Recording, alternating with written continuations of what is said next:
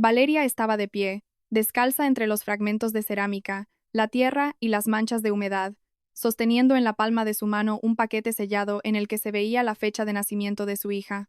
El plástico estaba opaco por el polvo y la cinta adhesiva había oscurecido en los bordes, pero en su interior todo se conservaba con esmero. La fina pulsera de recién nacida, la vieja etiqueta del hospital, un pequeño crucifijo de plata en un trozo de hilo rojo, un pendrive.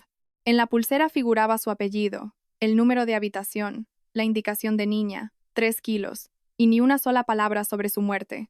17 años atrás le habían dicho otra cosa. En aquel entonces, el médico no le permitió ver al bebé. Hugo le sostenía la mano y le susurraba que debían seguir adelante. Más tarde le informaron de complicaciones y de una esterilidad irreversible. Ahora, todo aquello yacía en la tierra junto a la maceta rota. Valeria esperaba que su mente encontrara una explicación sencilla, un error, un paquete de otra persona, una broma cruel, pero el crucifijo se lo había entregado ella misma a la matrona antes del parto. Una semana antes, Hugo había recibido una planta de un mensajero. El timbre sonó por la mañana, cuando Valeria recogía la mesa después del desayuno. Hugo salió al recibidor, irritado. En 2 días tenía que irse de viaje de negocios. Entrega para la familia Mendoza, dijo una voz masculina al otro lado de la puerta. ¿De parte de quién? No viene indicado. Valeria escuchó el crujido del papel, un roce sobre las baldosas y una extraña pausa. Luego, Hugo soltó una maldición en voz baja. En el recibidor había una planta alta, de hojas anchas y oscuras. La maceta era de cerámica, profunda, con un patrón en relieve por el borde. Hugo sostenía una pequeña nota.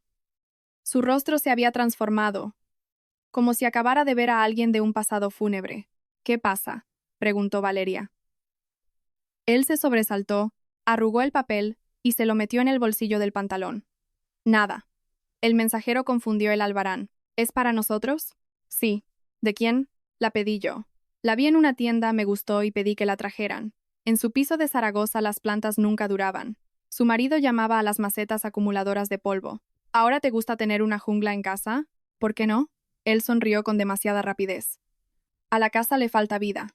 Hugo levantó la maceta y la llevó al salón.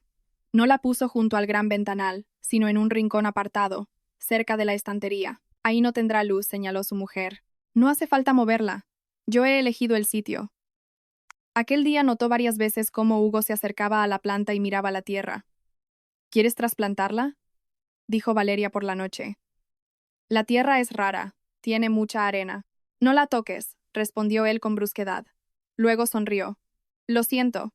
Es que no quiero que te molestes. Mañana tienes muchas cosas que hacer y mi vuelo sale pasado mañana. Nunca te habías preocupado por mis plantas. La gente cambia. Valeria esbozó una media sonrisa, pero en su interior quedó el desconcierto. Por la noche se despertó al oír un leve clic. Por debajo de la puerta del baño se filtraba una luz tenue. La voz de su marido sonaba sorda. Luego, ahora no puedo. Se puede despertar. Pausa. Sí. Ya he entendido lo que pone. Yo mismo lo solucionaré cuando vuelva del viaje. Valeria se incorporó sobre un codo. No, mamá. No vengas. Yo mismo lo comprobaré todo. Él colgó antes de que su esposa pudiera volver a fingir que dormía. Ella se dio la vuelta. Hacía tiempo que Valeria guardaba silencio cuando presentía de antemano la mentira en una respuesta. Al día siguiente, Hugo preparó la maleta. Antes de salir, se detuvo junto a la planta. No hay que regarla mucho. ¿De dónde sacas tantos conocimientos? Lo he leído en internet. Acomodó la maceta sobre el soporte. Lo importante es que no la trasplantes hasta que yo vuelva. Ya no se encuentra cerámica como esta. Yo mismo lo miraré después. Hugo, es solo una planta. Él se giró con demasiada rapidez. Para ti todo es simple hasta que se rompe, dijo, y al instante se arrepintió. En la puerta, le dio un beso en la mejilla. Te llamo esta noche. Buen viaje. El primer día sin Hugo transcurrió en calma. Por la noche, su marido llamó desde el hotel, preguntó por la factura de la luz y por los vecinos. Luego, de repente, pronunció. ¿Y la planta qué tal? ¿Sigue en su sitio? ¿A dónde iba a ir? Yo qué sé. Te gusta moverlo todo de sitio. Tras la llamada, Valeria se acercó a la maceta. La tierra cerca de las raíces parecía un poco hundida, como si alguien hubiera escarbado y presionado apresuradamente los terrones de vuelta. Se inclinó, pero no notó nada inusual. Solo una fina marca en la cerámica, parecida al arañazo de un cuchillo. La mañana del tercer día decidió limpiar los cristales. La planta le impedía llegar a la esquina. Valeria agarró el soporte, pero recordó la petición de Hugo y lo dejó todo como estaba. Es ridículo, dijo en voz alta. Tenerle miedo a una maceta en mi propio salón. Limpió el primer cristal, luego el segundo. En el suelo quedó un rastro húmedo. Valeria dio un paso atrás, resbaló y rozó una de las anchas hojas. El soporte se tambaleó. La pesada maceta se inclinó hacia un lado. El golpe fue sordo. La cerámica se hizo pedazos. La tierra cayó en un bloque compacto. Las raíces quedaron al descubierto y las hojas se volcaron. Valeria ahogó un grito y retrocedió hacia la pared. Dios mío, Hugo me va a matar, susurró, y al instante se enfadó consigo misma. No la mataría, pero la miraría como si no se hubiera roto una maceta, sino un contrato importantísimo. Valeria se agachó y empezó a recoger los fragmentos. Apartó la tierra con la mano para liberar las raíces, y notó un plástico grueso en la base. Al principio pensó que era polietileno del drenaje. Tiró de él. El paquete no cedió. Estaba enterrado a gran profundidad, casi bajo el rizoma. Valeria cogió un cuchillo de cocina, apalancó con cuidado el terrón de tierra y extrajo un fardo envuelto en cinta adhesiva ancha. Había algo dentro. No se atrevió a cortar el envoltorio de inmediato. Por su cabeza pasó de todo. Dinero, joyas robadas, documentos de Hugo. El cuchillo se deslizó por la cinta. Lo primero en caer fue la pulsera. Valeria la levantó con 2 dedos. La tira de plástico estaba rígida, amarillenta, con un sello oscuro. Eran las pulseras que ponían a los recién nacidos en los hospitales. En la pulsera ponía: Valeria Ortiz Navarro. Habitación 6. Niña. 3 kilos. Debajo, la fecha. Del paquete se deslizó la etiqueta, luego el crucifijo, pequeño, de plata, el mismo. Lo había comprado 2 meses antes del parto en una tienda de artículos religiosos cerca de la Basílica del Pilar. Hugo se había reído entonces diciendo que el bebé aún no había nacido y ya tenía protección para toda la vida. Antes del parto, le entregó el crucifijo a Rosaura. La matrona le dijo que las normas impedían poner objetos externos de inmediato, pero aún así lo guardó en el bolsillo de su bata y se lo prometió. Tras la noticia de la muerte del bebé, Valeria preguntó por el crucifijo. La enfermera le respondió que no sabía nada. Hugo dijo que en una desgracia así era imposible pensar en objetos. Y ahora el crucifijo descansaba en su palma. Valeria se arrastró hasta el sofá, sacó el pendrive y miró su ordenador portátil. Necesitaba saber. Pero el miedo se le atascaba en la garganta como un nudo seco. Introdujo el dispositivo. La carpeta se abrió rápidamente. Había un solo vídeo. Hizo clic en el archivo. En la pantalla apareció una mujer mayor con una chaqueta de estar por casa. A su espalda se veía un armario con medicinas. Miró fijamente a la cámara durante mucho tiempo. Luego empezó a hablar. Valeria, si está viendo esto, significa que he llegado a tiempo de entregarle lo que debí darle hace muchos años. Me llamo Rosaura Jiménez Salgado. Yo asistí su parto. Valeria se tapó la boca con la mano. Su niña no murió. Nació débil, pero viva. Tardó un poco, pero al final lloró. Yo la sostuve. Llevaba el crucifijo que usted me pidió que le pusiera. Luego se llevaron a la bebé a un box aislado, y a usted le dijeron que no habían podido salvarla. El crucifijo me lo devolvieron a mí. La grabación se interrumpió por un ataque de tos. La mujer bebió un sorbo de agua. La orden vino del doctor Ignacio del Bosque. La doctora Silvia Valdés estaba a su lado. Ella preparó los papeles. Su marido lo sabía. Su madre también. Vi a Amparo en el pasillo de servicio por la mañana. Estaba hablando con Del Bosque. Luego apareció Hugo. Le dieron un sobre. No sé cuánto había allí. Pero después de eso, anotaron otra cosa en el registro. Valeria cerró el portátil de golpe. Todo su mundo anterior se desprendió de sus cimientos. Cerró los ojos con fuerza, pero vio el hospital de Zaragoza con tanta claridad como si volviera a estar tumbada allí. La luz amarilla de la lámpara de noche, el dolor en el bajo vientre, el médico en la puerta, Hugo a su lado, con la mano en su hombro, la voz cerca de su oído. No te tortures, no tienes que ver esto. Su suegra junto a la ventana, apretando un pañuelo contra sus labios. Luego la inyección, el abismo, la mañana. ¿Dónde está? Susurró Valeria entonces. Ya se la han llevado, respondió Hugo. Es el protocolo. Quiero despedirme. No se puede. ¿Por qué? Los médicos dicen que no puedes levantarte. Acabas de salir de una operación grave. Ella se lo creyó. Hugo entonces le llevaba té, dormía en el sillón, ahuyentaba a las visitas. Valeria volvió a abrir el portátil. Rosaura continuaba. Tenía miedo. Me da vergüenza decirlo, pero tenía miedo de perder mi trabajo, mi piso, todo. Nos obligaron a callar. A Teresa Montero la amenazaron con un caso penal. Alguien recibió dinero, otros simplemente se asustaron. Y ahora que me estoy muriendo, comprendo que el silencio también es un crimen. La mujer alzó el crucifijo hacia la cámara. Esto estaba con su hija. Yo lo guardé. En la pulsera no hay marca de defunción, porque la primera pulsera se la quitaron antes del cambiazo. Luego hicieron otros papeles. Busque a Del Bosque. Busque a Valdés. Busque el apellido Ríos. Creo que llamaron a la niña Lucía. No sé nada más. Perdóneme. Si puede. Valeria detuvo la grabación. El apellido la golpeó con fuerza. Ríos. Lucía. En alguna parte vivía una chica de 17 años. Tenía una vida que Valeria no había visto. Fue al dormitorio. En el cajón superior de la cómoda había una vieja carpeta. Allí estaban los informes de alta, una copia del certificado, una ecografía, una tarjeta de felicitación con una cigüeña. Valeria sacó los documentos y los extendió sobre la cama. La fecha coincidía, el número de habitación coincidía. El apellido de la médica en un informe era Valdés. La firma del jefe médico abajo, Del Bosque. Durante 17 años, esos nombres habían estado guardados en su casa. Valeria cogió el teléfono y casi marcó el número de Hugo. Su dedo se quedó suspendido sobre el botón de llamada. Deseaba oír su voz, exigir una respuesta, gritar de tal forma que él no pudiera seguir fingiendo. Pero al segundo siguiente, lo vio junto a la planta el día de la entrega, la nota arrugada en su bolsillo, y escuchó sus palabras nocturnas. Sí, ya he entendido lo que pone. Él lo sabía. Si ahora le decía que había encontrado el paquete, Hugo tendría tiempo de avisar a su madre, a Del Bosque, a Valdés, a cualquiera. Tendría tiempo de destruir lo que aún quedaba. Tal vez llegaría hasta los Ríos, hasta Lucía. Valeria dejó lentamente el teléfono sobre la cama. No podía gritar. No podía correr a casa de su suegra. Ni siquiera podía llorar demasiado tiempo. La verdad yacía ante ella, tan frágil como un recién nacido que podían volver a arrebatarle. Regresó al salón, fotografió el paquete, la pulsera, la etiqueta, el crucifijo y el pendrive.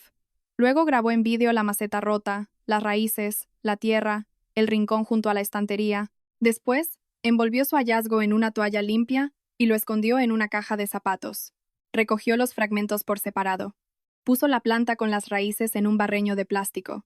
Por la tarde llamó Hugo. Valeria miró la pantalla. Le daba terror contestar. El silencio le parecía aún peor. Deslizó el dedo por la pantalla. Cariño, ¿estás en casa? La voz de su marido sonaba como siempre, incluso cariñosa. ¿En casa? ¿Qué has estado haciendo? Valeria miró las franjas negras de tierra en el suelo, que no le había dado tiempo a limpiar. ¿Limpiando? ¿Otra vez los cristales? Sí. No te esfuerces demasiado. A veces olvidas que no tienes una salud de hierro. Antes, Valeria habría percibido preocupación. Ahora, percibía control. Lo recuerdo. ¿Todo bien? Sí. El silencio se prolongó. ¿La planta sigue ahí? Preguntó Hugo. Valeria desvió la mirada hacia el barreño con las raíces. Las hojas estaban marchitas, una se había roto cerca de la base. ¿Sigue? ¿En el mismo sitio? Ella cerró los ojos. Ante ella apareció la nota que él había arrugado junto a la puerta. Junto a la ventana, dijo Valeria. Ahí tiene más luz. Al otro lado de la línea se hizo el silencio. Te pedí que no la movieras. Hugo, es solo una planta. Él no respondió de inmediato. Luego habló con demasiada suavidad. Val, no te enfades. Valeria miraba la pulsera con la fecha que ya no significaba la muerte. No me enfado. Bien, espero llegar pronto. Pero si te fuiste para 2 semanas, ya veremos cómo van las cosas. A lo mejor vuelvo antes. Comprendió que él se había asustado. Te estaré esperando, dijo Valeria. Hugo se despidió primero, de forma breve sin su habitual deseo de buenas noches. Unos minutos después llegó un mensaje. Mándame una foto de la planta. Quiero ver cómo queda junto a la ventana. Valeria leyó la frase 2 veces. Luego levantó lentamente la vista hacia la cerámica rota junto a la pared, y comprendió que casi no le quedaba tiempo. El mensaje de Hugo colgaba en la pantalla como una orden. Valeria no se movía. En el salón olía a tierra húmeda, a trapo mojado y a cerámica resquebrajada. En el barreño de plástico reposaba la planta con las raíces desnudas. Si enviaba la foto ahora, Hugo lo entendería todo. Si guardaba silencio, sospecharía aún más rápido. Se obligó a teclear una respuesta. Luego, ya he salido a comprar. Hugo escribió de inmediato. Cuando vuelvas, sin falta. Valeria observó la breve frase, y el desconcierto dejó paso por primera vez a la ira. Durante 17 años, él había comprobado el estado de su dolor como quien comprueba una puerta cerrada con llave. Ahora temía que hubieran reventado la cerradura. No podía esperar hasta la mañana. Fregó el suelo, recogió cada pedazo de cerámica, envolvió el hallazgo en la toalla y lo guardó todo en una bolsa de viaje. Luego sacó la vieja carpeta con los informes. Complicaciones, esterilidad, la firma del médico. Ayer, esos papeles parecían el sello de la desgracia. Ahora eran los rastros de un delito. Valeria extendió sobre la mesa la pulsera, la etiqueta, el crucifijo y el pendrive. Fotografió con el móvil la fecha, el número de habitación, el apellido, el hilo rojo y el hueco entre las raíces. Luego grabó un vídeo corto. Hoy, tras la marcha de Hugo Mendoza, rompí la maceta con la planta entregada por un mensajero hace unos días. En la tierra encontré un paquete sellado. En su interior, objetos relacionados con mi parto de hace 17 años. En la cocina, el reloj marcaba las 8:30 de la tarde. Necesitaba una maceta nueva antes del amanecer. Hugo le había pedido una fotografía. En la imagen debía ver lo que esperaba. En la tienda de 24 horas, no tenían la maceta adecuada. La dependienta, con una placa que decía Lidia, le enseñó los restos de temporada. Había un recipiente parecido, de otro tono. El patrón era más sencillo, pero la altura coincidía. Me la llevo. Y tierra. Guantes también. ¿Se va a poner a trasplantar de noche? La miró con demasiada fijeza. La planta se ha caído. Hay que salvarla. Regresó a casa en media hora. Valeria extendió una sábana vieja en el suelo. La planta resultó ser resistente. Las raíces sostenían un bloque compacto, como si la planta también se resistiera. La trasladó al nuevo recipiente, rellenó con tierra, apisonó la superficie y la giró de modo que, en la foto, las diferencias se perdieran en las sombras. A las 7 de la mañana, el salón tenía casi el mismo aspecto de siempre. El suelo estaba limpio. La planta estaba junto a la ventana. Hugo escribió a las 8:20. Buenos días. Valeria hizo una foto de la planta desde un lado. El patrón quedaba en penumbra. Envió la imagen y se sentó en el sofá. Buenos días. Aquí tienes tu planta. Apagó la pantalla. Los temblores la invadieron solo en ese momento. Mientras había estado ocupada, el cuerpo había aguantado. El teléfono vibró. Llegó un emoticono con un corazón y un deseo de que pasara un buen día. Valeria no se permitió venirse abajo. Metió el pendrive, el crucifijo, la pulsera y la etiqueta en una lata metálica de galletas. Allí también escondió una tarjeta de memoria con la copia del vídeo y las fotos impresas. Envolvió la lata en una bufanda y condujo hasta casa de Inés Delgado, una vieja amiga suya. Inés tenía un taller de costura en el patio de un edificio antiguo del casco histórico y no hacía preguntas innecesarias. Necesito dejarte una caja. Si te llamo y te digo, búscame una cremallera a juego para la falda, entrégasela solo al abogado Arturo Ibáñez. Inés la miró con severidad. ¿Problemas con tu marido? Y con más gente. Guardó la lata en un armario y cogió las llaves del coche. Arturo Ibáñez trabajaba cerca de la Plaza de España. Su secretaria le dijo que tenía la agenda llena hasta la tarde, pero el abogado escuchó el apellido Mendoza y la invitó a pasar. Ella le habló del parto, de las complicaciones, de la planta, de la nota escondida, de la maceta rota y de la grabación de la matrona. Cuando Rosaura pronunció el apellido Ríos, el bolígrafo en los dedos de Ibáñez se detuvo. ¿Cómo? Hay una familia en la ciudad con ese apellido. Pero primero terminemos con lo que ya tenemos. Apagó el video y guardó silencio durante un largo rato. Valeria, la grabación de una persona no es suficiente. La pulsera y la etiqueta se convertirán en pruebas importantes si se confirma la procedencia. Una prueba de ADN secreta es arriesgada, pero para su tranquilidad personal, un laboratorio privado servirá. Para un juicio, hará falta una prueba pericial legal. ¿Y si Hugo vuelve antes? No le hable del paquete. No discuta por teléfono. Guarde las pruebas y busque la confirmación. El abogado redactó una lista. Copias. Descripción del hallazgo. Recibo de la maceta nueva. Empresa de mensajería. Testigos del hospital. Comprobación de la familia Ríos. Rosaura mencionó a Teresa Montero, dijo Valeria. La enfermera, empezaremos por ella. Pero no la presione. Un testigo asustado suele ser más perjudicial que uno que calla. La dirección de Teresa apareció por la tarde. Ibáñez, a través de una antigua empleada del hospital, consiguió la calle y el portal. Valeria fue sola. Necesitaba ver el rostro de la persona que había estado cerca de su pérdida. Teresa vivía en el primer piso de un bloque de 5 plantas. La puerta se abrió solo hasta donde permitía la cadena de seguridad. ¿Qué desea? ¿Teresa Montero? Soy yo. ¿De qué se trata? Rosaura Jiménez Salgado me entregó una grabación. La cadena tintineó.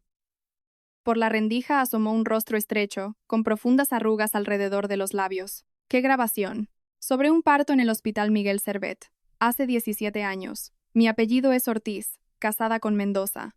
La puerta se cerró. Valeria pensó que la mujer se había asustado y no la dejaría entrar. Pero unos segundos después, quitaron la cadena. En el piso olía a medicamentos y a sofrito para un guiso. Teresa se dejó caer en un taburete, como si las piernas se negaran a sostenerla. ¿Rosaura ha muerto? Sí, parece que poco antes de que enviaran la planta. ¿Qué planta? Valeria sacó la foto del crucifijo. La enfermera se tapó la boca con la mano. Dios mío, ¿lo recuerda? Yo no quiero meterme en esto. ¿Se llevaron a mi bebé viva? Teresa cerró los ojos con fuerza. No me pregunte así. ¿De qué otra forma se lo pregunto? Al otro lado de la pared alguien encendió el televisor. Esa vitalidad ajena parecía una burla. La niña lloró, dijo finalmente Teresa. Débilmente, pero lloró. Rosaura la tenía en brazos. Luego la doctora Valdés ordenó llevar a la bebé al box. Por la mañana, en el registro ya constaba la anotación de defunción. Yo no vi el cuerpo. Delante de mí no trasladaron a nadie al tanatorio. Del Bosque discutía con Valdés sobre dinero. Oí las palabras pago y documentos falsos. Luego me ordenaron olvidar aquella noche si quería seguir trabajando y no tener problemas legales. ¿Estuvo Hugo allí? Por la mañana. Con su madre. Amparo hablaba con Del Bosque. Su marido estaba al lado. Luego salieron todos por la puerta de emergencia. ¿Podría repetir esto oficialmente? Teresa retrocedió. No, me cargarán el muerto a mí. ¿Usted no recibió dinero? No. Llevo toda la vida ahogándome con esto. Pero no acepté dinero. Me amenazaron con culpar de la muerte del bebé al turno de guardia. Tuve miedo. ¿Y la marca de nacimiento? Teresa la miró directamente a los ojos. Cerca de la clavícula. A la izquierda. Pequeña. Alargada. Rosaura incluso dijo, será como la de su madre. En la puerta, Teresa añadió en voz baja, si esto llega a los tribunales, avíseme antes. Tengo que pensarlo. La verdad empieza donde da miedo firmar. En la calle, Valeria se sentó en un banco junto al portal. Llevaba una grabadora en el bolso, pero no la había encendido a escondidas. Una grabación oculta podía cerrarle el camino a un testimonio oficial. Necesitaba un testigo vivo y dispuesto a hablar. El siguiente paso era buscar a Lucía. Valeria tecleó el nombre y el apellido en casa. Por la tarde. Le temblaban las manos más que la noche en que rompió la maceta. La búsqueda arrojó varias páginas. Lucía Ríos apareció en el grupo de la Escuela Superior de Diseño. Una foto de una exposición, un pie de foto bajo un diploma, cabello oscuro hasta los hombros, una fina cadena al cuello. Valeria amplió la imagen. Cerca de la clavícula se veía una marca de nacimiento. A la izquierda. Pequeña. Alargada. Como una coma. Igual que la suya. Se tapó la cara con las manos y, por primera vez en 24 horas, se permitió llorar. No por mucho tiempo. Luego se obligó a volver a abrir la página. Lucía tenía 17 años. En su perfil había fotos de un gato, bocetos a lápiz, el cartel de una obra de teatro estudiantil. En una foto, la chica abrazaba a una mujer etiquetada como Mamá Nerea. En otra, a su lado, aparecía un hombre alto, Gonzalo Ríos. Valeria miraba a esa familia ajena e intentaba odiarlos. No pudo. La respuesta del abogado Ibáñez llegó por la mañana. No se acerque a la chica sin un plan. Primero su propia seguridad personal, luego los pasos legales. ¿Cómo conseguir esa seguridad? ¿Había un laboratorio? Pero recordaba que el material obtenido a escondidas no sustituiría a un peritaje oficial. Lo entendía, pero el miedo no la abandonaba. Valeria lo comprendía todo.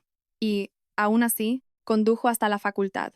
Se quedó al otro lado de la calle, junto a un kiosco, con un abrigo gris y gafas de sol. Los estudiantes salían en grupos, riendo, discutiendo sobre los exámenes. Lucía apareció cerca del mediodía con una amiga. Valeria no la reconoció por la marca de nacimiento, ni siquiera por la fotografía. En la forma de andar de la chica había algo de Hugo, y en el giro de su cabeza, algo de ella misma en su juventud. Lucía y su amiga llegaron a un parque y se sentaron en un banco. La amiga la llamó por su nombre, y se fue hacia el kiosco a comprar agua. La chica sacó su móvil y dejó su bolso abierto a un lado. Encima asomaba un cepillo con el mango verde. Valeria estaba a 10 pasos. Podía irse, llamar al abogado, pedir la vía legal. Pero, ¿qué vía legal tenía una mujer a la que hace 17 años ni siquiera le dejaron despedirse de su hija? Lucía se echó a reír por teléfono y se giró hacia el sendero. Valeria se acercó como si pasara por allí. Se agachó simulando ajustarse la correa del zapato y, Con un movimiento rápido, cogió el cepillo. El plástico le arañó la palma. La chica no se dio cuenta de nada. Un minuto después, Valeria caminaba hacia la parada del autobús sin sentir las piernas. En su bolso llevaba el pelo de su posible hija, o de una niña ajena, o la prueba que derrumbaría la vida de varias personas a la vez. Cerca de su casa llamó a Marta Herrero, de un laboratorio privado, al número que le había facilitado Ibáñez. Se reunieron por la tarde junto a la entrada de servicio. Marta era más joven de lo que Valeria esperaba. Hablaba en voz baja y sin exceso de compasión. Para un juzgado esto no sirve. Necesito saberlo para mí. Entonces haremos un estudio comparativo anónimo. Su muestra. Y el segundo material del cepillo. ¿Cuánto tardará? Unos días. Se puede acelerar, pero el resultado no será más fiable por ello. Valeria entregó su material biológico. Rellenó los papeles sin usar apellidos reales y salió a la calle cuando ya había anochecido. Su teléfono permanecía en silencio. Hugo no escribía. Eso asustaba más que los mensajes. Vivió 3 días entre sobresaltos por las llamadas, la planta y la mirilla de la puerta. Al cuarto día llamó Marta. Valeria. Venga. No hablaré por teléfono. En el laboratorio hacía frío. Marta puso un sobre delante de ella. La probabilidad de maternidad biológica es altísima. Valeria miraba la hoja. Las letras se difuminaban, pero el significado no desaparecía. Lucía era su hija. No había muerto, no había desaparecido. Vivía en esa misma ciudad, caminaba por esas mismas calles, compraba café cerca de la facultad, llamaba mamá a otra mujer. Por la tarde, Valeria condujo hasta la casa de los Ríos, no para un encuentro, solo para ver el lugar donde había crecido Lucía. La casa resultó ser un chalet de 2 plantas, con luz cálida en las ventanas y un cerval junto a la verja. En el porche estaba Nerea, con una chaqueta de punto y el teléfono en la oreja. Un minuto después, Lucía dobló la esquina. Llevaba una carpeta con dibujos y una bolsa de comida para gatos. Nerea se adelantó, cogió la bolsa y dijo algo. De repente, Lucía se apretó contra ella como una niña a la que le costaba mantenerse adulta. La madre adoptiva la abrazó con fuerza, con naturalidad, sin dudar de su derecho. Valeria estaba escondida tras un árbol, al otro lado de la calle, y no podía apartar la mirada. En su bolso llevaba la hoja con el resultado de la prueba. En el papel ponía que Lucía era su hija, pero junto a la verja, una chica de carne y hueso se aferraba a la mujer a la que llamaba mamá. Valeria comprendió que lo peor estaba por llegar cuando Hugo le envió una foto desde el hotel. En la imagen aparecía un billete de avión con la fecha de regreso cambiada. Los asuntos avanzan rápido. Posiblemente vuelva antes. Hugo regresaba. Antes de su llegada, tenía que hacer más cosas de las que el valor ordinario le permitía. Valeria arrancó el coche y se alejó una manzana. Cerca de una farmacia tecleó su respuesta. Avísame cuando sepas la fecha exacta. Hugo respondió casi al instante. Te lo diré mañana. Guardó el teléfono. Ahora la planta se había convertido en una trampa. Su marido creía que la retenía junto a su escondite. No sabía que la tierra ya lo había revelado todo. En casa, Valeria no encendió la luz del recibidor. Pasó al salón, se acercó a la maceta nueva y tocó el borde de la cerámica. Parecida, pero no la misma. Si Hugo se fijaba, lo notaría. Si empezaba a escarbar la tierra, lo entendería enseguida. Hizo varias fotos de la planta desde diferentes ángulos y le envió una a su marido. Las hojas se han levantado. Se ve que el sitio le va bien. Pasó la noche en blanco. Valeria leía los informes. Valdés, del Bosque, la fecha del parto y el crucifijo al lado. Por la mañana fue a ver a Arturo Ibáñez. El abogado la recibió sin preámbulos. Sobre la mesa había una carpeta llena de marcadores. ¿Tenemos el resultado?, preguntó. Valeria le entregó el sobre. Él leyó el documento y se quitó las gafas. Para usted esto es una respuesta. Para un juzgado. De momento, solo es un indicio. Lo sé, a partir de ahora no podemos equivocarnos. Nada de encuentros a solas con la chica. Nada de mensajes. Primero los adultos. ¿Los Ríos? Sí. Lo mejor es empezar por el padre. Gonzalo dirige un estudio de arquitectura. Una conversación personal es admisible si usted no amenaza ni exige nada. No quiero quitársela. Dígaselo desde el principio. Y aférrese a esa idea, incluso cuando empiece a doler. Valeria asintió. ¿Y la denuncia? La estoy preparando. Incluirá el hallazgo, la grabación de Rosaura, sus documentos, el testimonio de Teresa y la petición de investigar el nacimiento, la supuesta muerte, la entrega del bebé y la adopción de Lucía. No podemos dejar desprotegida a Teresa. La testigo tendrá que declarar oficialmente. De lo contrario, nos destrozarán alegando que es una cadena de emociones sin pruebas. No guarde los objetos en casa. Los entregaremos mediante acta oficial. Arturo, si Lucía no quiere verme, entonces tendré que esperar. La verdad no me da derecho a doblegar la voluntad de otros. Valeria salió con la dirección del estudio de Gonzalo, y la sensación de que no le aguardaba el regreso de su hija, sino cruzar un campo de minas. Gonzalo salió del edificio acristalado a las 5:30. Hablaba por teléfono e hizo un gesto al guardia de seguridad. Valeria se adelantó. Gonzalo. Él se detuvo. Sí. ¿Nos conocemos? No. Me llamo Valeria Ortiz. Necesito hablarle de Lucía. El rostro del hombre se cerró de inmediato. ¿Viene de la escuela? No. Entonces, ¿quién es usted? Valeria sacó el sobre con las copias. Hace 17 años, en el Hospital Miguel Servet, me informaron de que mi hija había muerto. Ahora han aparecido pruebas de que entregaron el bebé a otra familia. En una grabación se menciona el apellido Ríos. Él la miró como si no entendiera su idioma. ¿Qué ha dicho? No he ido a buscar a Lucía. No pienso hablar con ella sin ustedes. Pero tiene que ver esto. Le tendió la copia de la etiqueta y la foto del crucifijo. Gonzalo cogió los folios. Vamos al coche, dijo él. Aquí no podemos hablar. Fueron hasta el todoterreno aparcado en la zona reservada. ¿De dónde ha sacado esto? Valeria se lo contó todo. La planta, la nota, la maceta, el pendrive, el crucifijo, el nombre de Rosaura y los apellidos de Del Bosque y Valdés. Cuando sonó el apellido de la ginecóloga, Gonzalo levantó la cabeza bruscamente. Silvia Valdés. ¿La conoce? Ella nos ayudó con la adopción. Nerea no podía tener hijos. Reunimos los papeles, pasamos por comisiones, luego una conocida nos puso en contacto con ella. ¿A cambio de dinero? Él apretó la carpeta. Pagamos. Mucho. Nos explicaron que era para acelerar los trámites, conseguir certificados, abogados, asesoramiento. Yo quería creer que así sería más rápido. Teníamos papeles. ¿Les dijeron que la madre había renunciado a ella? Sí. Que una mujer joven había dado a luz, había firmado los papeles y se había marchado. Yo no firmé ninguna renuncia. Yo estaba postrada tras una operación. Me dijeron que mi hija había muerto. Gonzalo guardó silencio un buen rato. ¿Comprende que ahora mismo está hablando de mi hija? De la nuestra. La palabra se le escapó sola. Él se estremeció. No hay que precipitarse. Perdone.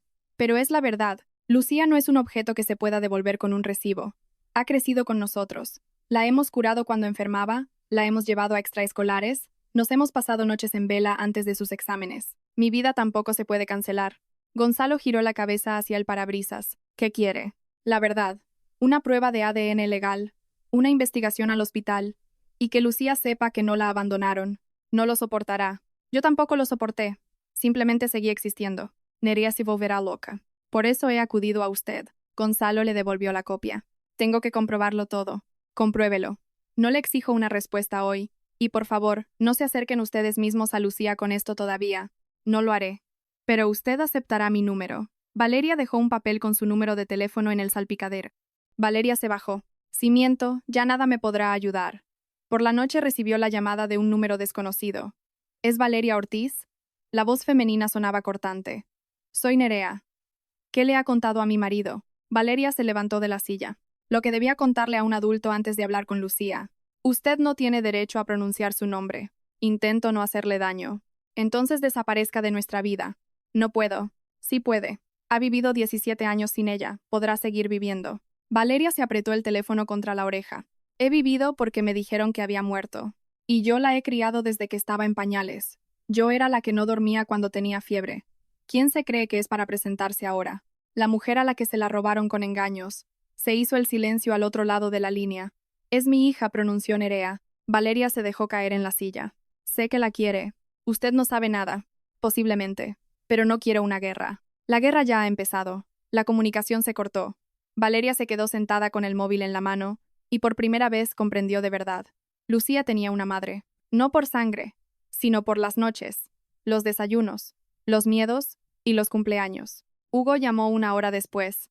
Escribes mensajes muy raros. Estoy cansada. ¿A qué fuiste hoy al centro? Valeria se quedó helada. A por medicinas. ¿Al centro? Hay una farmacia al lado de casa. Fui a la farmacia que está al lado del ambulatorio antiguo. Allí tienen el medicamento que necesito. Entiendo. Él no se lo había creído. ¿Cuándo vuelves? Preguntó ella. Pronto. Estoy haciendo todo lo posible por cerrar los asuntos antes. ¿Por qué tanta prisa? Te echo de menos. Yo también. Tras la conversación, llamó inmediatamente a Ibáñez. Hugo me ha preguntado por qué estuve en el centro. Eso significa que rastrea mis compras con tarjeta, el teléfono o el coche. Compruebe el acceso familiar. Apague la geolocalización por la noche, pero sin movimientos bruscos. Mañana presentamos la denuncia. ¿Ya? Tras la llamada de los Ríos y la reacción de su marido, no podemos retrasarlo más. Al día siguiente, a las 10 de la mañana, Valeria estaba sentada junto a su abogado en el despacho de la Comisaría de Policía Nacional. El inspector Raúl Ferrero los recibió sin severidad fingida. ¿Cuándo descubrió el paquete? Hace 2 semanas. ¿Por qué no acudió inmediatamente? Mi marido podría haber destruido las pruebas. Él recibió la planta primero y escondió la nota.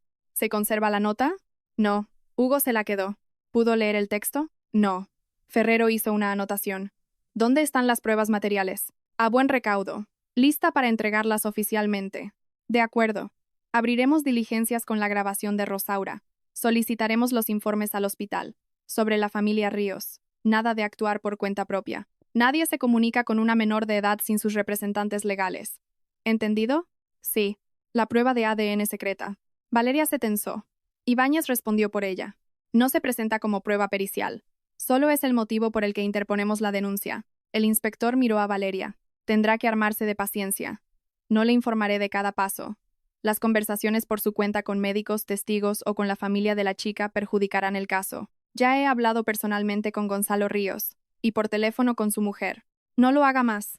Cerró la carpeta. Acepto los materiales. Se le notificará debidamente de los próximos pasos. En la calle, Valeria le preguntó a su abogado. ¿Se lo ha creído? Un inspector de policía no tiene por qué creer. Su deber es investigar. Hacia el atardecer, su suegra, Amparo, se presentó sin avisar. Valeria abrió la puerta y lo entendió al instante. Su suegra no había venido a tomar el té. Llevaba un caro traje gris y tenía los labios apretados en una fina línea. Hugo no está, dijo Valeria. He venido a verte a ti. Amparo entró al recibidor como si el piso fuera suyo. Se detuvo ante el salón y miró la planta. Valeria cerró la puerta. ¿A qué debo su visita? Basta ya. ¿De qué? La suegra esbozó una sonrisa de desprecio. Me han informado de que estás escarbando en el hospital. Denuncias, apellidos antiguos, los delirios de una matrona moribunda. ¿Quién se lo ha informado? Aún conservo amistades. La gente respeta a quienes saben ser agradecidos. O sea que la verdad la ha asustado. Tú estabas gravemente enferma. No recuerdas ni la mitad de las cosas, pero usted lo recuerda todo. Recuerdo que mi hijo casi se vuelve loco por tu estado. ¿Por mi estado o por el dinero? El rostro de Amparo se contrajo. Apenas un instante, pero Valeria se dio cuenta. No sabes en lo que te estás metiendo. Lo sé por primera vez en 17 años. La niña ha crecido en una buena familia. Le han dado educación, un hogar, un nombre. ¿Pretendes irrumpir en su vida y proclamarte su madre? ¿Con qué derecho? Con el derecho de que yo la parí. Parir no es suficiente.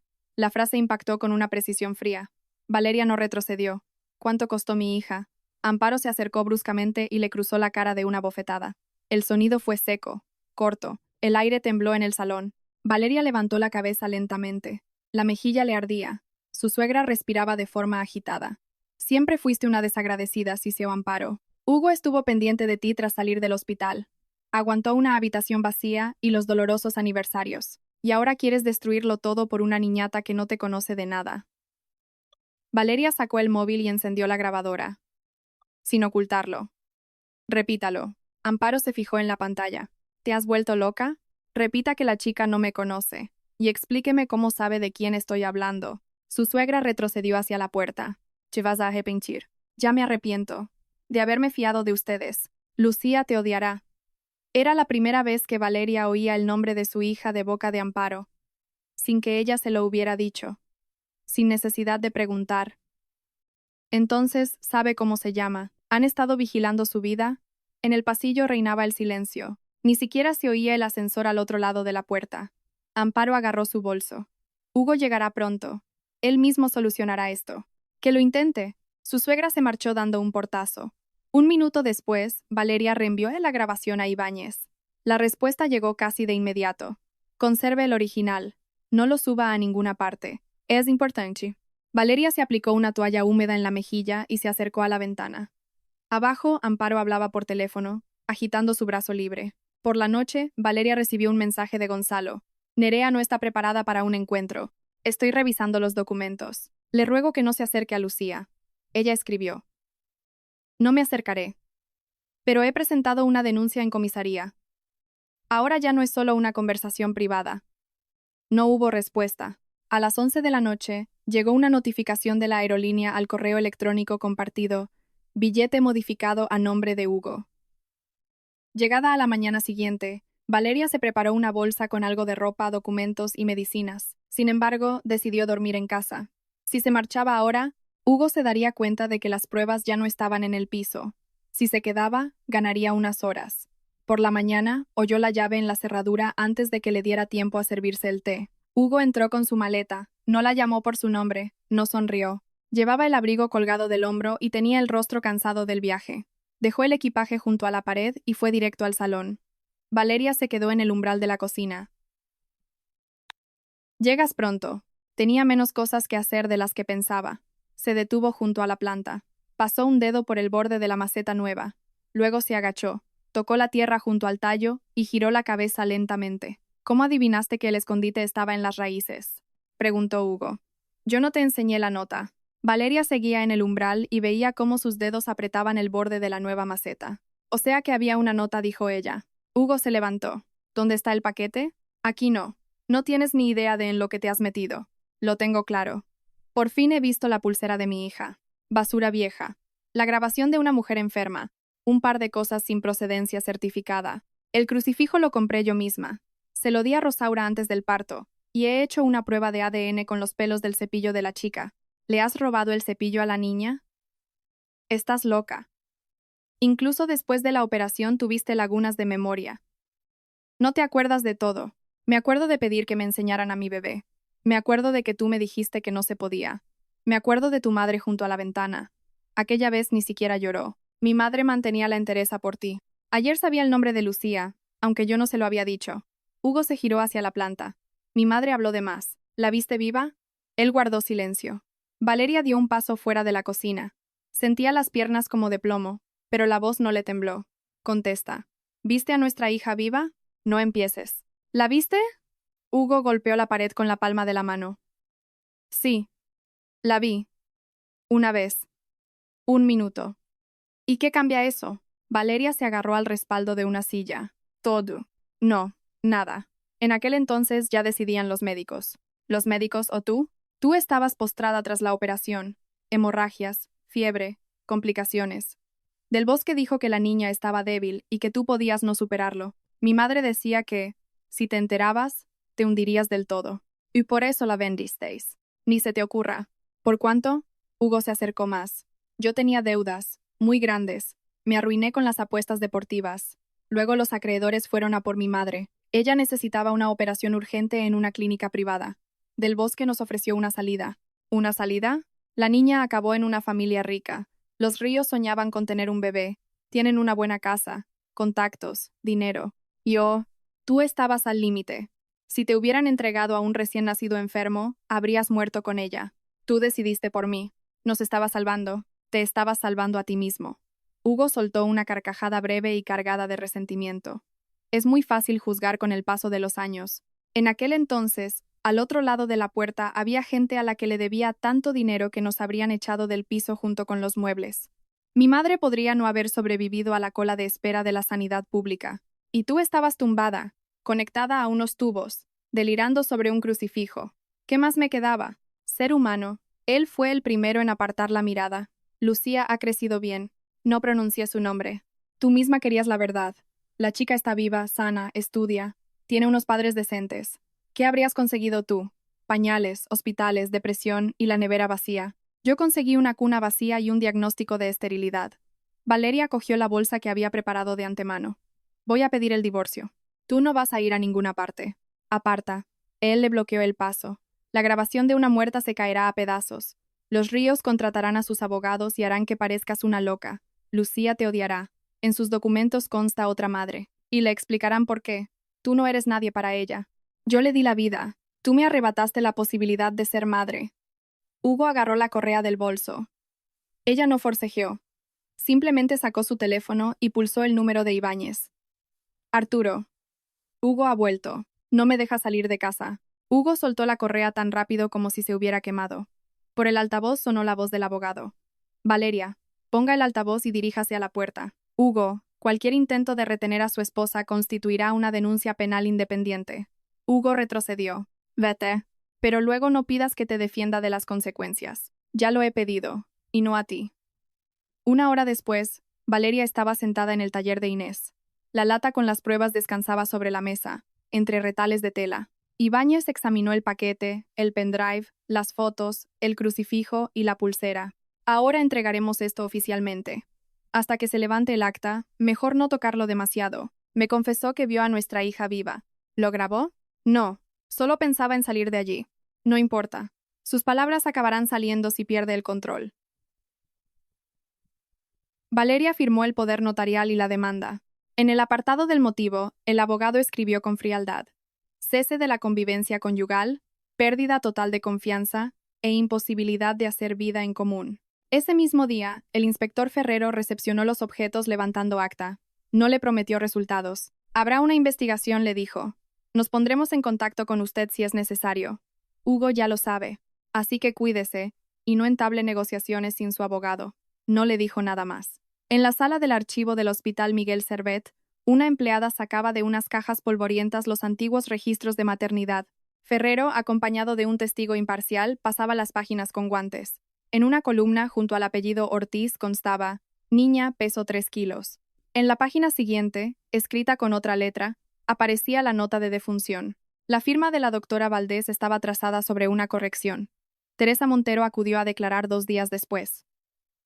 Ya no puedo dormir, dijo en la puerta del despacho. Teresa habló en voz baja. La niña nació viva. La doctora Valdés se la llevó a un box aislado. Del Bosque ordenó reescribir el registro. Amparo llegó a primera hora de la mañana.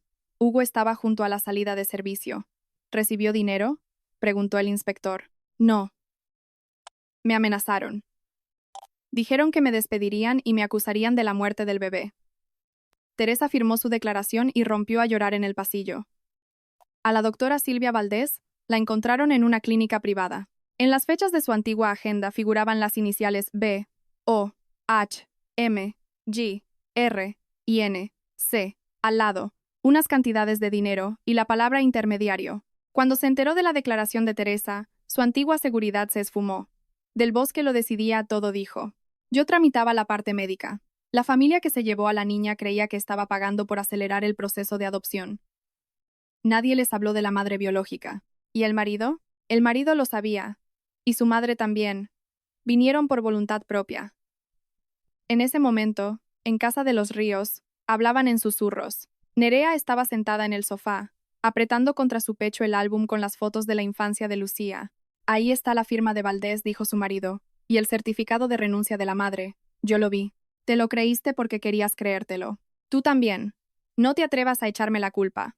Solo intento comprender cómo pudimos no hacer más preguntas. Nerea cerró el álbum, porque nos dijeron que, si dudábamos, le darían el bebé a otros.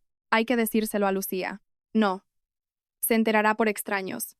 Yo soy su madre. Precisamente por eso no tienes derecho a mentirle. La conversación con Lucía tuvo lugar esa misma tarde. La chica acababa de llegar de la escuela de diseño. ¿Qué ha pasado?, preguntó. Gonzalo se sentó frente a ella. Ha aparecido una mujer. Cree que puede ser tu madre biológica. ¿Qué? Nerea se echó a llorar antes de que pudiera explicarse. Mamá, ¿qué te pasa? No lo sabíamos, dijo Gonzalo. Nos informaron de que habían renunciado a ti. Los papeles estaban en regla. Nos lo creímos. Lucía retiró la mano con brusquedad. ¿Me estáis diciendo que no soy vuestra hija? Eres nuestra hija. Nerea intentó alcanzarla.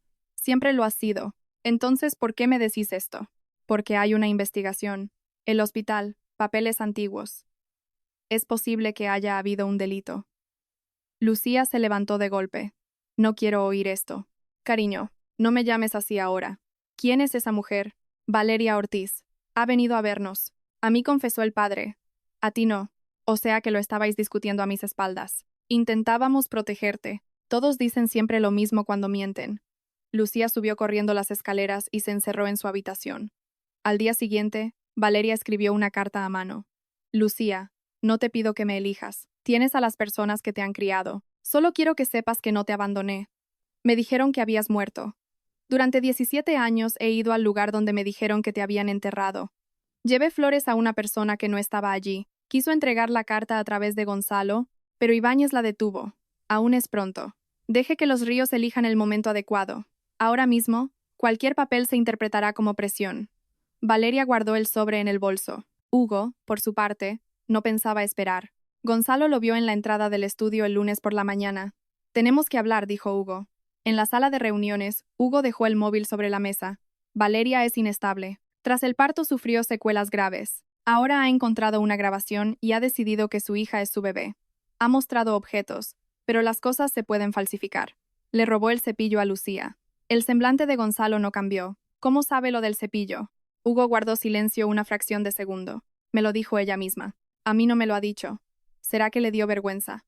¿Usted sabía que la niña estaba viva? Yo sabía que los médicos tomaron una decisión.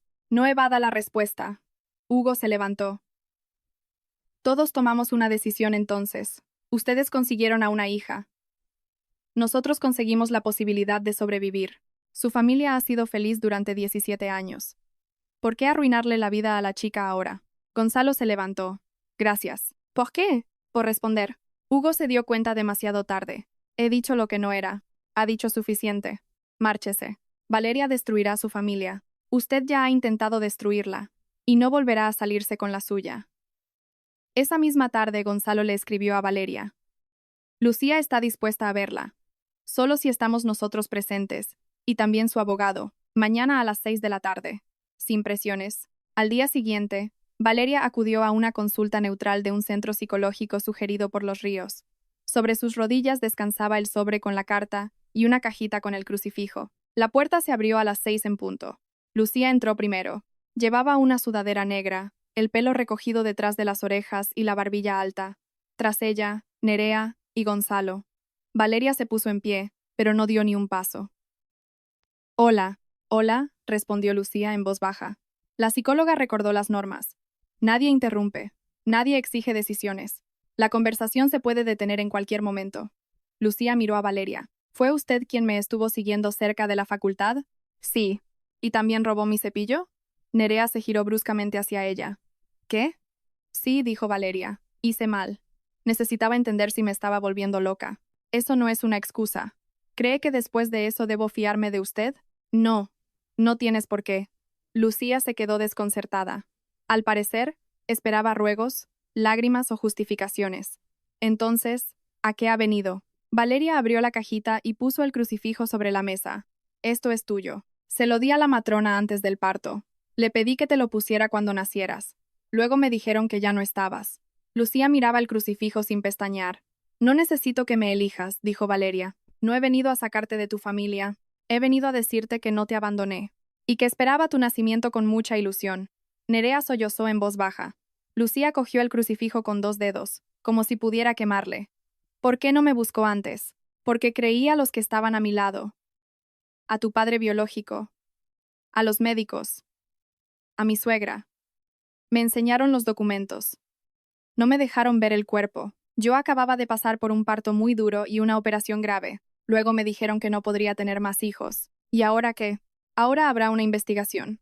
Oficial. Si algún día quieres conocer la verdad por ti misma, estaré aquí. Si no quieres, no intentaré forzar la puerta cerrada. Lucía apretó el crucifijo. No sé quién es usted. Valeria pronunció las siguientes palabras a duras penas. Soy una mujer que durante 17 años pensó que había enterrado a su hija. Y hoy hablo con ella viva por primera vez. Nadie se movió en la habitación. De repente, Lucía se tapó la cara con las manos. El crucifijo seguía apretado entre sus dedos. Nerea intentó abrazarla, pero la chica se apartó. No me toques. Por favor. La chica bajó las manos. Tenía lágrimas en las mejillas, pero su voz se mantenía firme. Me quedaré con el crucifijo, pero de momento eso no significa que la crea. Me parece bien. Lucía se levantó. Tengo que irme a casa. Antes de salir, se giró. ¿Esa carta es para mí? Valeria se quedó inmóvil. Sí. Désela a papá. Valeria le tendió el sobre a Gonzalo. Él lo cogió con delicadeza, sin hostilidad. Cuando la puerta se cerró, Ibáñez se levantó. Ha aguantado el tipo. Valeria miró la silla vacía de Lucía. No dijo ella. Ella lo ha aguantado. Yo solo he procurado no estropearlo. Lucía aceptó someterse a una prueba de ADN oficial, aunque no inmediatamente, sino 12 días después del encuentro, cuando el crucifijo dejó de estar guardado en la caja y apareció en su cuello. Valeria no se enteró por el investigador. El inspector Ferrero no le comunicaba nada que no fuera estrictamente necesario, tal como había advertido. La llamada fue de Gonzalo Ríos. Está dispuesta, dijo él con voz apagada, pero solo con nosotros presentes, y sin Hugo. Valeria estaba sentada junto a la ventana en el taller de Inés. Tras irse del piso, se había instalado temporalmente en un cuartito detrás de las estanterías, donde había un sofá y olía a telas, a plancha de vapor y a café. No voy a entrometerme en esa familia ni a poner a la hija en su contra, le dijo a su amiga. Tiene miedo, asintió Inés. Yo también. Nerea teme perder a su hija. Valeria pasó el dedo por el borde de su taza. No voy a arrebatarle a Lucía. Lo sé. El día señalado, se encontraron en un centro médico.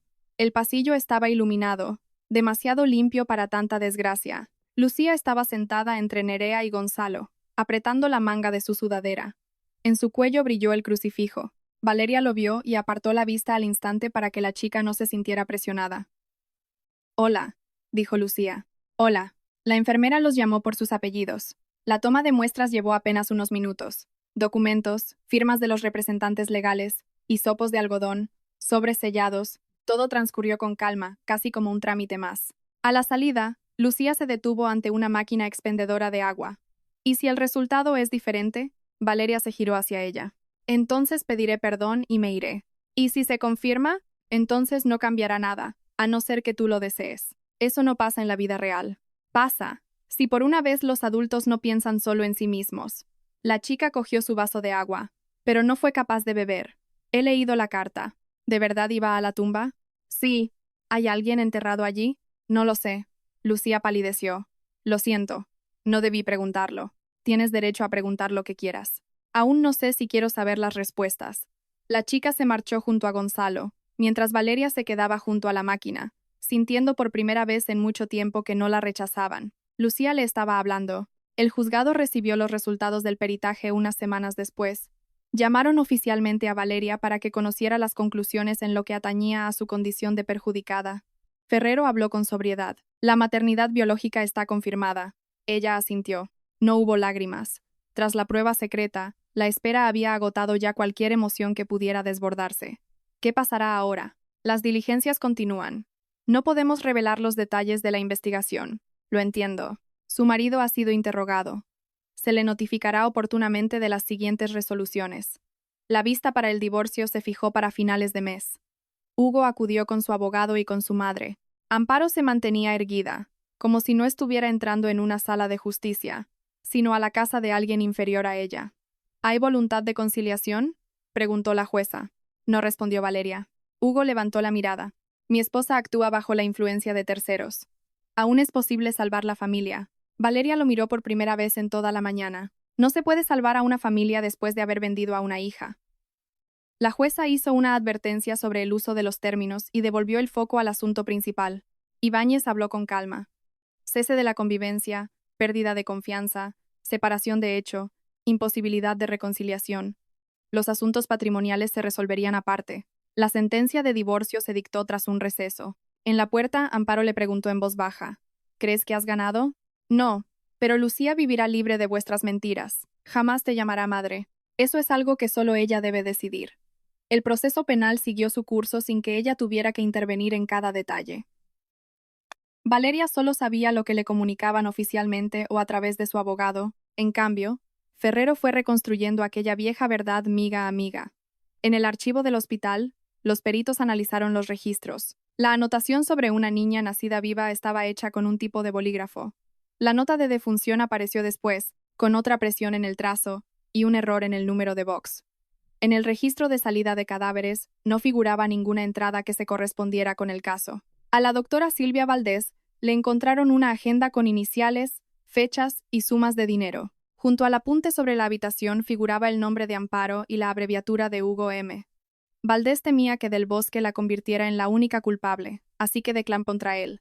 Relató que la entrega de la bebé se hizo por la salida de servicio de madrugada y confirmó el encuentro entre Hugo y Amparo. Del Bosque aguantó algo más, pero la grabación de Rosaura, los registros y un careo desmontaron su defensa. Al principio, Hugo se limitaba a repetir que no entendía nada. Luego, no pudo explicar por qué había ocultado la nota sujeta a la planta entregada a Valeria, ni cómo sabía el nombre de Lucía Ríos antes de que nadie lo verificara. Amparo intentó presentar el delito como una obra de caridad. Mi hijo se estaba hundiendo en las deudas. Valeria apenas tenía conciencia.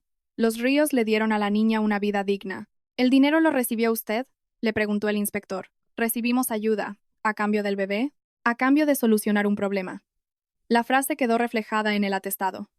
Más tarde, Ibáñez solo le hizo un comentario a Valeria. Ella misma acaba de demostrar lo que consideraba que era Lucía, una mercancía. Los Ríos lidiaban con su propio juicio interior, sin estrados ni magistrados. Durante unos días, Nerea no perdió de vista a Lucía, pero luego se dio cuenta de que así solo la asfixiaba aún más. Tengo miedo de despertarme un día, y que te hayas ido con ella, confesó una noche en la cocina. Lucía estaba sentada a la mesa y daba vueltas a la cucharilla en su taza. No soy un objeto, mamá. Nerea se estremeció. Me has llamado mamá. Estaba enfadada. Pero sigues siendo mi madre. Nerea se tapó la cara con las manos. Debí haberlo comprobado. Ustedes querían llevarme a casa con ustedes. Supongo que por eso se lo creyeron. Gonzalo entró en silencio. Dejó un plato con galletas en la mesa y se sentó a su lado. Nadie te está intentando dividir, Lucía. Seguiremos a tu lado, incluso si decides mantener relación con Valeria. Y si no quiero, pues no querrás. Y si quiero pero luego cambio de idea, entonces cambiarás de idea. La chica observó a sus padres un largo rato. Luego preguntó, ¿puedo escribirle yo? El mensaje le llegó a Valeria muy tarde. Soy Lucía. No sé muy bien qué decir. Tengo el crucifijo. La carta también. De momento eso es todo. Valeria leyó esas breves líneas durante tanto tiempo que la pantalla se apagó. No respondió enseguida. Gracias por escribirme. Aquí estoy. No te exijo nada. 2 días después, Lucía le envió la foto de un gatito. Una bolita gris descansaba junto a una gata atigrada.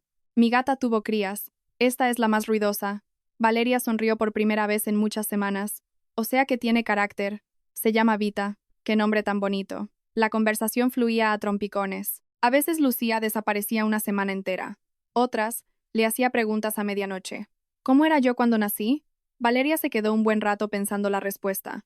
Apenas me dio tiempo a verte. Recuerdo tu peso en el informe. Recuerdo el llanto detrás del biombo. Recuerdo tu pequeño talón cuando te llevaban. Después, solo el vacío. Lucía no contestó hasta la mañana siguiente. Lo siento mucho. Valeria le escribió. No tienes por qué pedir perdón. A principios de invierno tuvo lugar la vista preliminar del juicio penal. Valeria acudió acompañada de Ibáñez. En los pasillos de los juzgados, Hugo se veía más delgado. Amparo llevaba su bolso colgado del brazo y mantenía la mirada perdida sobre las cabezas de los demás. Del Bosque estaba sentado en otro banco, con su abogado hojeando documentos. Silvia Valdés no levantaba la cabeza. Un tribunal podía dictar quiénes eran los culpables, imponer condenas, dictaminar qué documentos eran falsos y certificar las sumas de dinero cobradas. Pero no le devolvería los primeros pasos, la primera palabra, el primer día de colegio, los resfriados ni los dibujos infantiles en un blog. La vista no duró mucho. Las expresiones entrega ilegal de un menor, falsedad documental, cobro de dinero ilícito y encubrimiento de origen biológico resonaban frías en la sala. Detrás de cada una de ellas, había vidas destrozadas. Cuando la jueza leyó el fallo, al principio Hugo no asimiló que ya no saldría de allí por su propio pie. Su rostro se descompuso solo tras oír la frase pena de prisión efectiva e ingreso en centro penitenciario. Un agente de la Policía Nacional se le acercó. Del Bosque bajó la cabeza. Valdés se llevó la mano a la boca. Amparo se aferró a su bolso, pero por primera vez se quedó sin palabras. Hugo se giró hacia Valeria desde el banquillo de los acusados. ¿Estás contenta? Ibáñez amagó con responder, pero ella lo detuvo con la mirada. No. Entonces, ¿para qué todo esto? Para que nadie vuelva a llamar salvación a una mentira.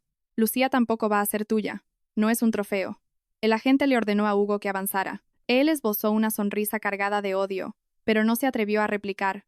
Tú siempre supiste ir de santa mientras los demás sufrían. Valeria miró a la persona a la que tiempo atrás esperaba con ilusión de los viajes de negocios, a la que cuidaba cuando enfermaba, a la que felicitaba en los cumpleaños, a la que consideraba su apoyo.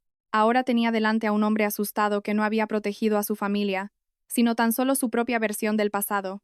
Llevo 17 años sufriendo por tu culpa, dijo ella. Ya es suficiente. Amparo intentó acercarse a su hijo, pero el funcionario la frenó. Hugo, Se lo llevaron junto a los médicos por la puerta lateral. Más tarde, una vez que la sentencia fuera firme, los trasladarían para cumplir su condena. Tras el juicio, Valeria volvió al piso donde en su día se había roto la maceta. Hugo había conseguido llevarse algunas de sus cosas a casa de su madre, a través de su abogado, antes del veredicto. Quedaba el hueco de los libros en la estantería, una cuchilla de afeitar olvidada en el baño, su taza en la cocina. Valeria reunió todos los restos ajenos en una caja y los sacó a la puerta. La planta seguía junto a la ventana. Las hojas se habían levantado y despuntaba un brote nuevo. Ella regó la tierra, limpió el alféizar, y por primera vez no se estremeció al verla. Saldremos adelante, dijo en voz baja. El piso le respondió con silencio, pero aquel silencio ya no era el mismo. En él ya no se escondía a una niña. No se murmuraba a sus espaldas. No se borraba la memoria. Pasaron varios meses. Al principio, Lucía acudía acompañada por Nerea. Se sentaba en la cocina, bebía té a sorbos pequeños y hojeaba fotos antiguas de Valeria antes del embarazo. Nerea mantenía una actitud tensa, pero un día trajo una tarta. Se me da fatal la repostería, dijo. Pero a Lucía le gusta. Valeria recibió la tarta con las dos manos. Gracias. No se convirtieron en amigas íntimas. Habría sido falso. Pero dejaron de verse como enemigas. Entre ambas había una chica a la que las dos querían, y cada una aprendía a no forzarla a tomar partido. Gonzalo ayudó a Valeria a conseguir copias de los documentos tras el reconocimiento legal de la maternidad. Un día, en la puerta, le dijo: «Yo no lo sabía, pero era mi obligación haberlo comprobado». «Yo también pequé de creer durante demasiado tiempo», respondió Valeria. Poco a poco, Lucía empezó a quedarse a solas con ella. Primero 15 minutos, luego una hora entera. Un día se trajo el cuaderno de dibujo. En la última página había un boceto a lápiz. Una mujer asomada a la ventana y una gran maceta. «No es un retrato», se apresuró a matizar la chica. «Es solo un estudio de composición. Lo entiendo. Es un dibujo muy bueno». Lucía se sonrojó y pasó de página. Hacia el final del invierno, fue a verla sola. Llamó con antelación, pero su voz sonaba tan extraña que Valeria se pasó el día entero deambulando por el piso, cambiando las tazas de sitio. A las 7 de la tarde sonó el timbre. En el umbral estaba Lucía con un transportín. En su interior algo maulló débilmente. «¿Se puede?» «Por supuesto». La chica entró y dejó el transportín en el recibidor. «Mi gata tuvo gatitos hace un par de meses. Ya han adoptado a casi todos, pero esta no encontraba casa. Es la más ruidosa, y siempre se está metiendo donde no debe». Valeria se agachó. Desde el transportín la miraba una gatita gris con una manchita blanca en el hocico. Una pequeña pata golpeó la rejilla. «¿Cómo has dicho que se llamaba?» «Vita». «Y he pensado que...» Lucía vaciló. «He pensado que en esta casa hay demasiado silencio». Valeria abrió con cuidado la puertecita. La gatita salió de lado. Soltó un bufido y se quedó inmóvil. «Hola, Vita. Es hembra. Pero tiene complejo de jefa. Llegaremos a un acuerdo». Lucía se quitó la cazadora. Por primera vez lo hacía sin que se lo tuvieran que pedir. Pasó al salón y se paró junto a la planta. «¿Esta es la planta?» «Sí, pensé que la habría tirado». «No, la planta no tuvo la culpa de nada». La chica acarició una hoja. «Qué raro. Por ella empezó todo». Por su culpa, todo dejó de ser mentira. Vita llegó hasta el salón, resbaló de manera cómica y se instaló en la alfombra. Su pequeña cola vibraba, dándose importancia. Lucía miró a la gatita y luego a Valeria. «Aún no sé cómo llamarla». Valeria no se movió. «No hace falta que lo decidas ahora, pero quiero intentar ir conociéndola poco a poco». Esas palabras sonaron en voz baja, sin grandes promesas, y sin embargo, en ellas había más vida que en todos los documentos legales que Valeria se había pasado meses recopilando. «Tenemos tiempo de sobra», dijo ella. Lucía asintió y se sentó en el sofá. «¿Me pones un té?» «Claro». Valeria fue a la cocina y encendió el hervidor de agua. Las manos ya no le temblaban. Tras la ventana, se iba haciendo de noche. En la alfombra, Vita se había quedado dormida. En la cocina estaban sentadas una madre y una hija, unidas por la sangre, la separación y una cautelosa esperanza. Entre ellas seguían existiendo años perdidos que nadie podría devolverles, pero por primera vez, esos años ya no se alzaban como un muro infranqueable. Se habían convertido en un camino por el que avanzar la una hacia la otra, sin prisas y sin exigir imposibles.